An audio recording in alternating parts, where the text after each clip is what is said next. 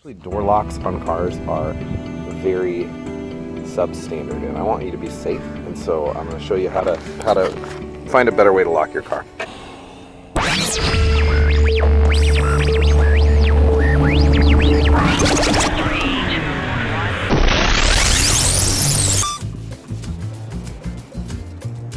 What's up, guys? Hey, so I wanted to show you a little car hack. First of all, I'm gonna teach you how something works. I removed the window so that you can see this better. Okay, so this is your door lock actuator, okay? And that's gonna pull on this so you can see how it works.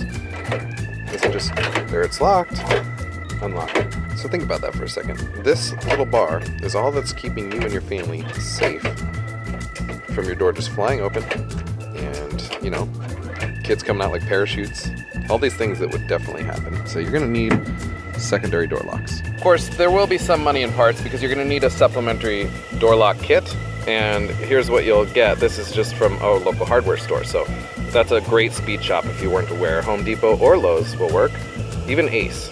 Here's all the tools you're gonna need for this easy mod. So what we have here is a self-tapping screw on a drill. This is a very important tool for drilling through any sheet metal, and that actually is a real truth. What we're gonna do is pick a spot, and if you just put some pressure on it, this is a great way to start a pilot hole. Boom! Check it out.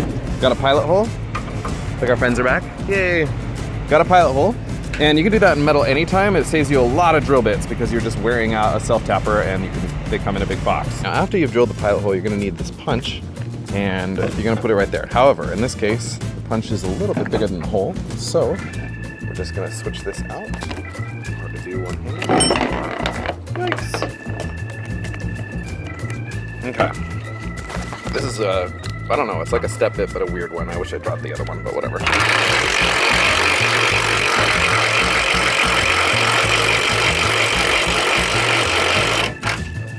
Okay.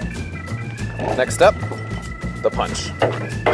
Just want to make sure you're lining it up with the C pillar here, and whatever that pillar is, B, I don't know.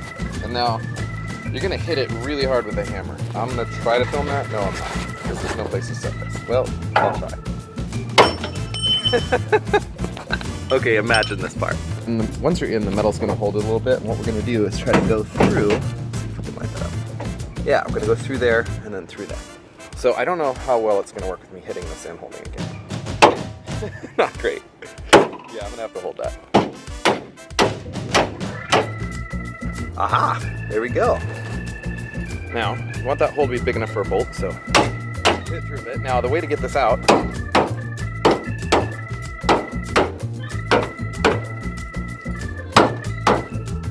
like so. Boom. Now, what's really important is that you get one that's long enough, okay? So make sure that you measure this distance, or our guesstimate is fine. You know, up here you can get away with like a 3-inch, and then down here, you're gonna need something more like a 4-inch. Okay, next step, I'm just gonna sink this in as far as possible. Make sure you use a washer. Washers are really important in secondary door locks, because in an accident, you don't want this to just rip through. Then, you know, your secondary door locks hopefully would still hold, but you want to be ready. And then once you've got it here, you're just going to throw, again, a big washer. Okay, that one's got some paint on it because we are actually reusing some parts here. Throw that on and throw this on and tighten it up.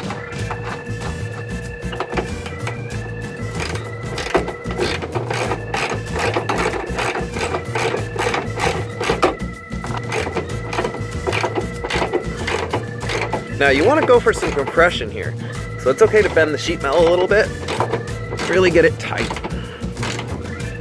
That way you're really safe, because you don't want a door flying open when your family's, you know, sitting in a sharp metal rusty heap, you know, right next to the fuel tank and the battery. You've already got enough going on. All right, now we are safe and secure. All that will be hidden if you reinstall the trim. And look, just like it should have come from the factory.